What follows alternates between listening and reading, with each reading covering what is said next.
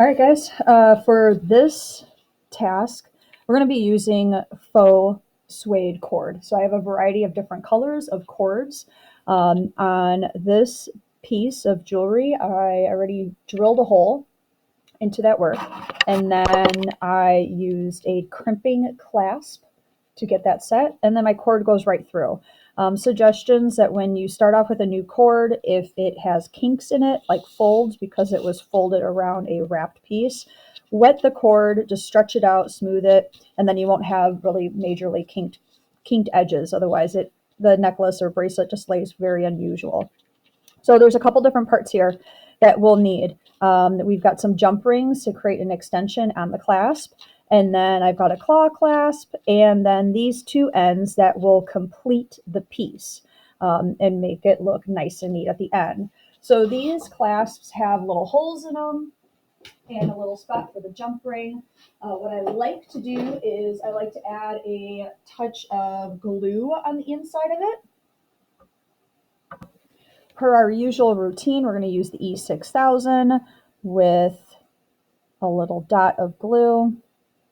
If possible, clean off the end, cap it right off the bat. That glue will continue squeezing out.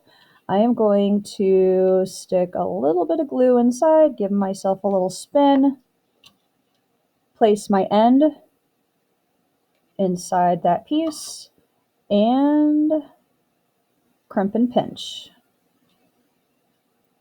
Okay, just like so. I'm going to do the same on this.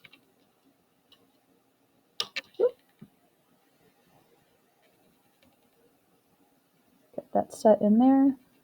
On this one, I'm going to try something different. I just want to see how it looks aesthetically. I'm going to actually add a little knot.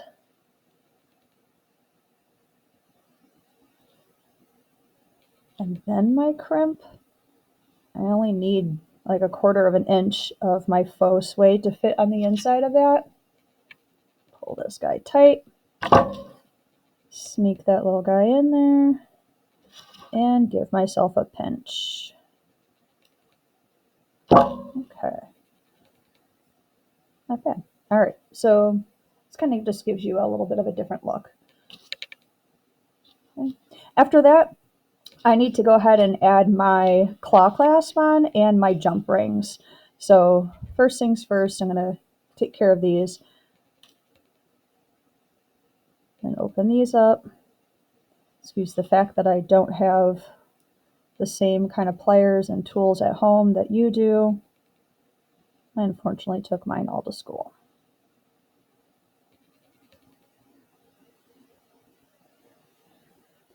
Get that set. This is a little cumbersome as this jump ring is very small. I'm going to go get a bigger one. Really quickly, I wanted to show you some other options for cord clasp. These are similar to the necklace pieces that we have. And this kind, the cord would lay inside that little rectangular piece. And then you put these little arms and close the arms. Okay, so there's a couple different types of cord claspings that you can use. Anyhow, I found my larger jump ring. This is going to work much better. This is about a 1/4 inch jump ring. Use my pliers to open the ring, 2 sides each, one away, one towards me. Open it just enough to get these parts in. So I have my claw clasp and the end of my necklace in there. I'm going to sneak these just past each other and wiggle to close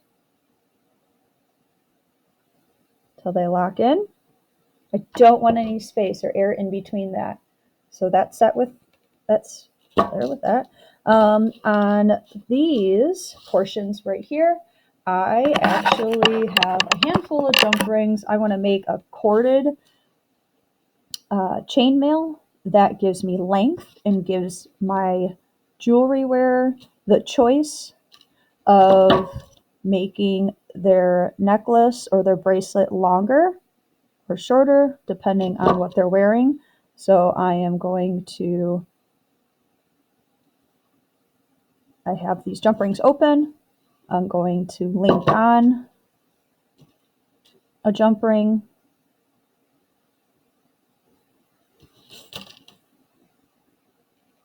And close and open. I should say, just close them all. Sorry if this is blurry. Add my next one on.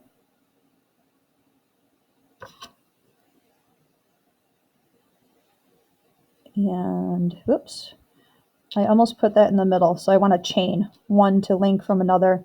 Don't want to put a jump ring in on the middle one. Close that guy. And I'm going to continue. So right now I have 4 hooks. I'm going to add another and another.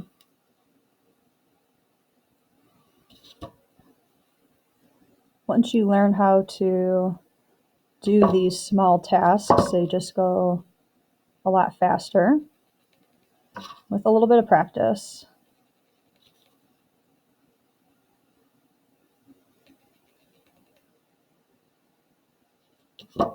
Okay, this little one, or this last one, yep, I'm going to sneak that guy on.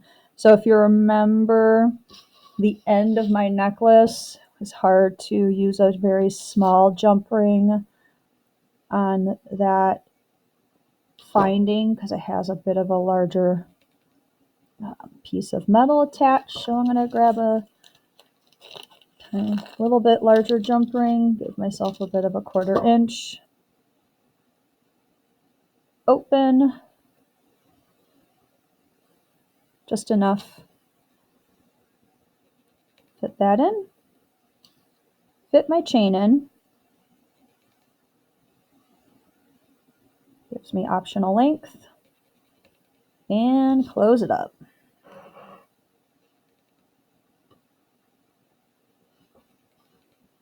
Okay, let's see if I can get that to focus.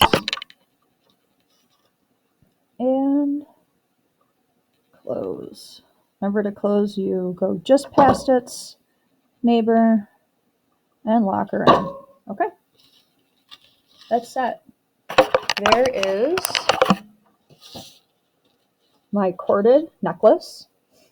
Sometimes I like to, if I want to add a little bit of visual decoration, sometimes I like to add a knot on each side. That's definitely a possibility. I have even added some thin copper wire or silver wire and done an embellishment on the actual cord and do a little wrap. And then it keeps this from sliding around and this from showing in the front. Okay, so just imagine that on the wearer. Looks pretty nice. All right, there is how to attach findings to some simple corded necklace or bracelet.